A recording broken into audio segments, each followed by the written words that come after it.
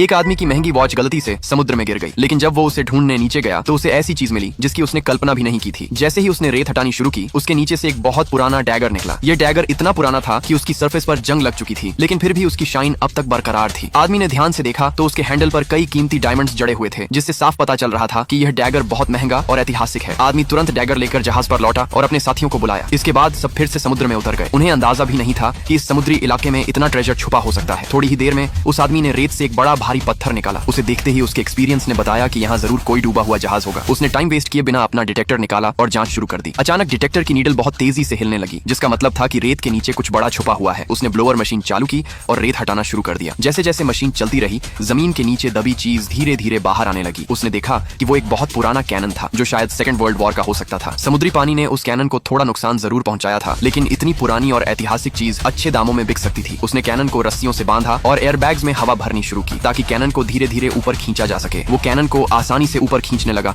लेकिन जैसे ही वो सरफेस के पास पहुंचा, अचानक एक हाई स्पीड बोट उसके ठीक ऊपर आ गई। पता चला कि मरीन पुलिस आसपास पेट्रोल कर रही थी। उन्होंने देखा कि वहां एक जहाज खड़ा है, जबकि यह इलाका एक्सप्लोरेशन के लिए प्रोहिबिटेड था। इसलिए उन्होंने कैनन को पानी से बाहर निकालने की हिम्मत नहीं की। उसके एक साथी ने पुलिस को बातचीत में उलझाने की कोशिश की, लेकिन पानी में ज्यादा देर तक रुकना आसान नहीं था। इसी बीच पॉल ने फैसला किया कि वो थोड़ा ऑक्सीजन रिलीज करके कैनन को वापस नीचे गिरा देगा, लेकिन उसके एक साथी से गलती हो गई और उसका हाथ फिसल गया। उसने एक बार में सारा ऑक्सीजन रिलीज कर दिया। कैनन तेजी से नीचे गिरने लगा और उसका साथी भी उसके साथ खींचता चला गया। उसका एक हाथ कैनन के नीचे फंस गया। सब साथी मदद के लिए आगे आए, लेकिन कैनन इतना भारी था कि कोई उसे हिला भी नहीं पाया। ऊपर से ऑक्सीजन भी लगभग खत्म हो चुकी थी। अगर ऐसे ही चलता रहा तो सबकी जान जा सकती थी। इस संकट की घड़ी में पॉल ने दिमाग लगाया। उसने बची हुई ऑक्सीजन एयरबैग्स में भरी और पूरी ताकत से कैनन उठाने की कोशिश की। एयरबैग्स की मदद से सबने मिलकर अपने साथी को बचा लिया। जब सब जहाज पर लौटे तो देखा कि मरीन पुलिस अब भी वहां खड़ी थी, लेकिन किस्मत ने साथ दिया, क्योंकि उनके साथी नीला ने देखा कि पुलिस में से एक उसका पुराना दोस्त था। थोड़ी बातचीत के बाद उसने उन्हें वहां से जाने दिया। इस घटना के बाद पॉल को यकीन हो गया कि इस समुद्री इलाके में बहुत सारा ट्रेजर छुपा है। अगले दिन वो फिर से पूरा सामान लेकर समुद्र में उतरा। इस बार आधा घंटा भी नहीं हुआ था